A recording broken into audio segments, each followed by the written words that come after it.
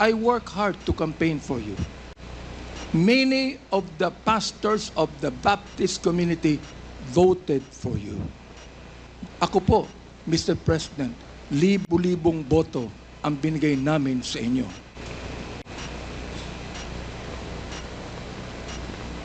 Niendo ko lang po yung pakikipag-usap na ito ni Delga sa ating presidente para po makapakinig po sa akin ng tama. Inimbitahan ko kayo. Nagpunta ho kayo, Mr. President. Ang kahilingan lang po namin dito ay sana po naman respetuhin po ninyo ang Quadcom hearing na ito sa pamamagitan ng hindi paggamit ng mga vulgar words, Mr. President. Sapagkat gusto kong sabihin sa inyo bilang warning na kapag kayo po ay nagmura sa Quadcom hearing na ito, I will make a point of order on you. Sa isang pagkakataon, tinawag niyo ang Diyos na stupid, Mr. President. Tinanggap po namin yan sapagkat kayo Pangulo. Oo. At nagpapasalamat ako. Hanggang ngayon po, buhay pa kayo. Kahit na po tinawag niyo ang Diyos na isang stupido, Diyos. We are not here to give you obeisance. We are not here to give you obedience. We are not here to submit to you. We are here as equal members of this House, Mr. President, Mr. Former President. Maraming salamat po, Mr. Chair. Dahilan sa Tagalog po ang inyong opening remarks. Hayaan po niyo ko na mag-English naman. Sapagkat mayroong isang abogado dito, ininsulto ang isang member ng Quadcom na hindi raw marunong mag-English. Gusto ko pong sabihin sa abogadong yan na ako po ay marunong mag-English. Baka mas marunong pa ako sa kanya mag-English. Ito po ang opening remarks ko sa ating Senior Deputy Speaker, sa ating Deputy Speaker, sa aking mga co-chairs, ladies and gentlemen, colleagues, at mga kababayan. Today marks a significant development in our ongoing inquiry. Gusto ko yung abogado natin na nang insulto dito sa isang member natin dito, makinig na mabuti at i-correct niya ang English ko kung kinakailangan. For the first time, former President Rodrigo Duterte will appear before this committee to answer questions posed by his members. I would like to begin by thanking him for his presence. Thank you, Mr. President, for coming here.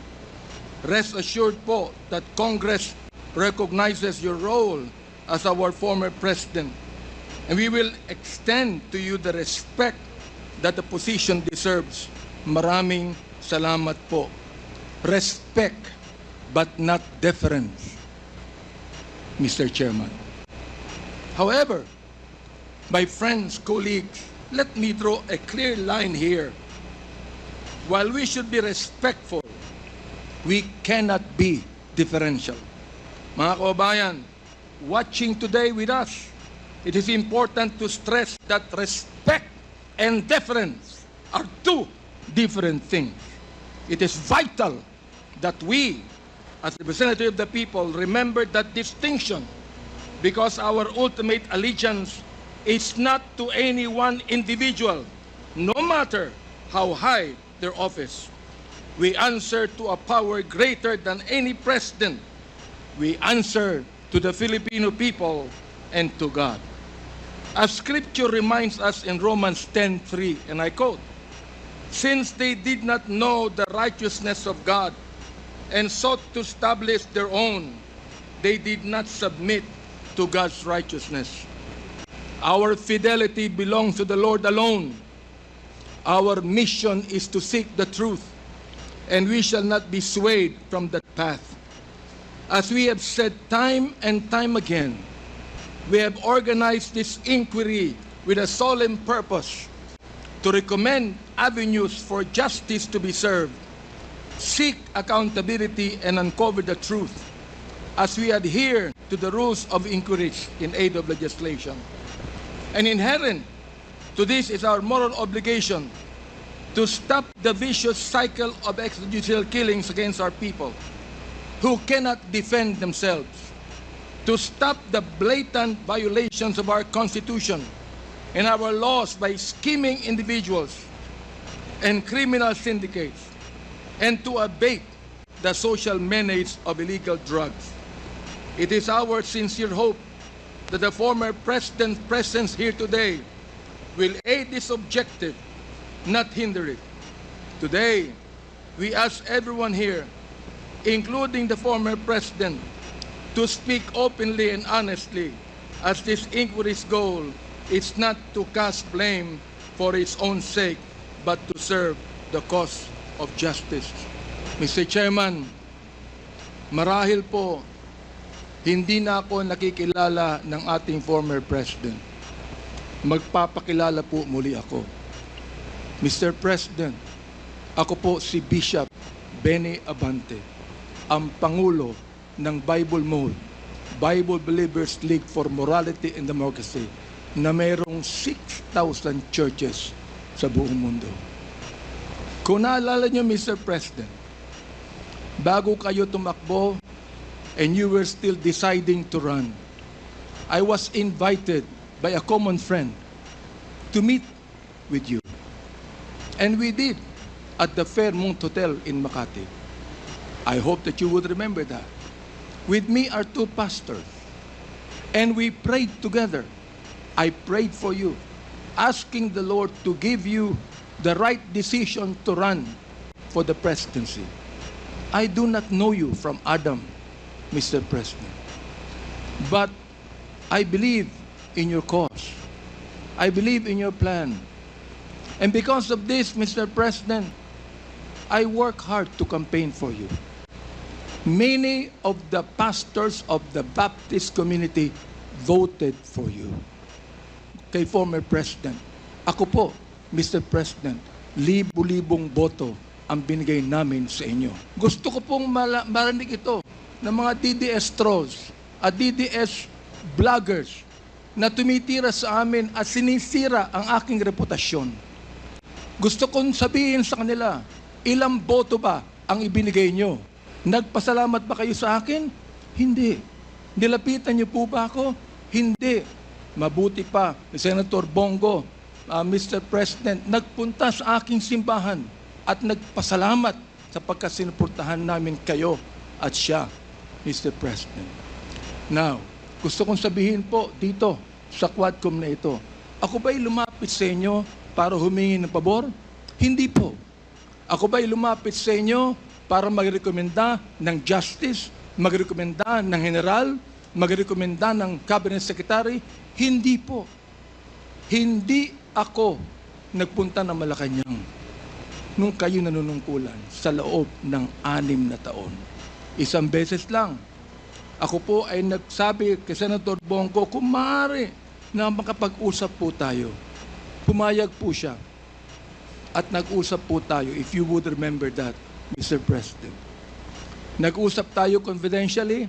Ano pong ginawa ko? Binuksan ko po ang Biblia. Ipinakita ko sa inyo na walang ibang tagapagligtas kundi ang Panginoong Kristo. Ipinakita ko sa inyo ang maaaring magbago ng buhay natin, walang iba kundi ang ating Panginoon. Sinabi ko sa inyo ang nakalagay sa John 3:16, "For God so loved the world, that He gave His only begotten Son, that whosoever believeth in Him should not perish, but have everlasting life." Binantayan ko ang inyong panunungkulan. Nakita ko na maganda ang plano nyo. Nakita ko po, Mr. Chair, na ayaw ng Pangulo na itong bansang Pilipinas mahulog sa kamay ng mga drug lords at drug traffickers. Maraming salamat po sa inyo. Nagsimula kayo ng war on drugs.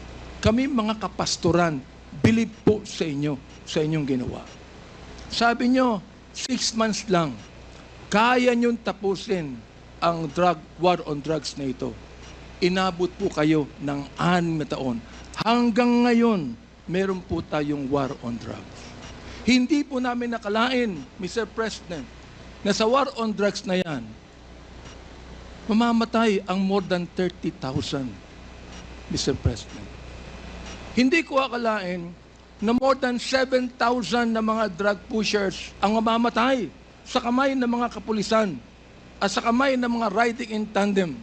At sinabi po ng ating ibang kapulisan, at gusto kong sabihin, hindi po lahat ng kapulisan, sapagkat ang karamihan po ng ating kapulisan, mga mabuting tao, at nais protektahan ang bansang ito. Pero, ang ilang mga pulis pumatay po. At dito nag-testify ang ilan na merong reward system na inyong itinanggi nung kayo ay nag-testify under oath doon sa Senado. Ngayon po, bilang bishop po ng Bible Mode, hindi ko akalain na kinakailangan pumatay tayo ng more than 30,000 people para masugpo po ang drugs sa atin. Aba, Mr. Chair, talo pa natin ang Mexico. Sapagkat ng Mexico, nakita ko wala pang 10,000 namatay. Talo pa natin ng Colombia. Naging killing fields po ang Pilipinas nung panahon ninyo, nung kayo nanunungkulan. Naniniwala po kami na dapat hindi manatili ang drugs dito sa ating lipunan. Subalit, hindi po ako naniniwala na dapat tayong pumatay ng more than 30,000 people. Dahilan dito, pinatay si Kian Alejandro. Ano ang kasalanan niya? Pinatay ang isang 3-year-old na bata na nahagip ng stray bullet dahilan pumatay sa isang drug pusher. Pinatay ang 9-year-old na bata doon sa Caloocan, Mr. President, Mr. Chair. Ang kanyang bala ay nandun pa sa kanyang katawan nung siya'y nilibing. Subalit anong sabi ng funeral service? Siya po'y namatay dahil sa pneumonia. Pinatay po ang isang driver ng tricycle driver sapagkat sinakay niya ang isang drug pusher. Yung drug pusher pinatay, pero yung driver ng tricycle pinatay din, Mr. President. Hindi niyo po alam to. Hindi niyo po alam to. Ngayon, meron pong isa dahil sa tokhang kumatok sa isang pintuan, hinanap ang isang taong nangangalampilo na isang drug pusher. Hindi nakita, pinatay, yung pinagtanungan, yung pilo, buhay pa, Mr. President, Mr. Chair, at naglalako pa, palagay ko, ng drugs ngayon. Hindi ko po maintindihan to. Hindi ko po maunawaan kung bakit ganon. Samantalang sinuportahan kayo ng maraming pastor ng Baptist community, ang ilang mga kapastoran po nandito, at ilang mga pastor namin nanonood ngayon at pinapakinggan ang aking tinig, Mr. Chair. Ako po ay binabas araw-araw ng mga bashers ng DDS troll, ng DDS bloggers. Minumura itong taong ito. Sinisira ang aking reputasyon. Minumura po ako ng katulad ng inyong pagmumura, Mr. President. Hindi ko akalain kung bakit gagawin nila yan. Ang tanong ko, ilang boto ba ang ibinigay ng mga DDS bloggers sa inyo? Gusto kong sabihin sa inyo, I can testify on this, na libu-libong boto ang nakuha nyo sa Baptist community at hindi ako humiling ng anumang pabor sa inyo, Mr. President. In fact, kung naalala nyo, Mr. President, sinabi ko kay Senator Bongo na nais kitang imbitahan sa aming selebrasyon ng National Baptist Day, Mr. President.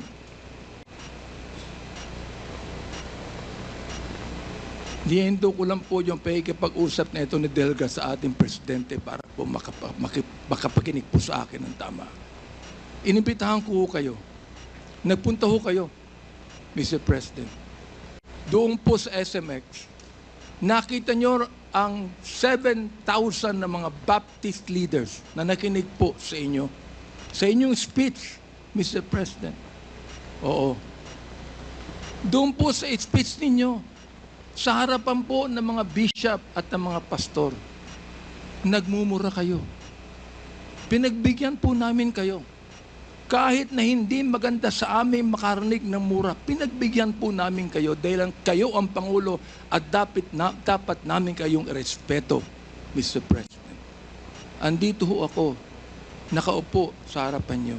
Nagpapasalamat sa pagkakataong ito na masabi ko ng buong katapatan sa inyo ang ginawa ng more than 6,000 na mga kapastoran ng Bible Mode para sa inyong eleksyon bilang Pangulo ng Pilipinas.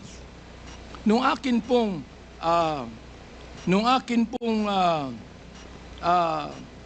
nag-file ako ng bill, Mr. President, yung pong tinatawag nating Republic Act 11897, an act declaring the second Thursday of January of every year as special working holiday to be known as National Baptist Day. Sinuportahan po ito ng lahat ng mga congressman. Sinuportahan po ito ng lahat ng mga senador. Okay. At nilagay po sa inyong opisina. Pinirmahan nyo ba ang bill na yan? Hindi po. Naging batas yan because it lapsed into law after 30 days. Pero, okay lang po sa amin yun. Okay lang po sa amin yun. Yun na lang siguro ang maaaring pasalamat ninyo, Mr. President, sa amin. Bilang pagboto namin sa inyo ng mga libo-libo mga Baptist leaders at Baptist members sa buong kapuluan. Hanggang ngayon, nirerespeto po kayo ng aming kapastoran. Hanggang ngayon, pati yung kapastoran po namin sa Mindanao, ginagalang kayo. Marami kami pastor sa Davao na ginagalang po kayo. Bakit po? Sapagkat kayo ay naging Pangulo ng Pilipinas. Ang kahilingan lang po namin dito, Mr. President, habang kayo po ay kinakausap namin ngayong umaga, ang kahilingan lang po namin dito ay sana po naman respetuhin po ninyo ang Quadcom hearing na ito sa pamamagitan ng hindi paggamit ng mga vulgar words, Mr. President. Sapagkat gusto kong sabihin sa inyo bilang warning na kapag kayo po ay nagmura sa Quadcom hearing na ito, I will make a point of order on you. Meron po akong batayan na batas sa tinatawag po nating disturbance of proceedings.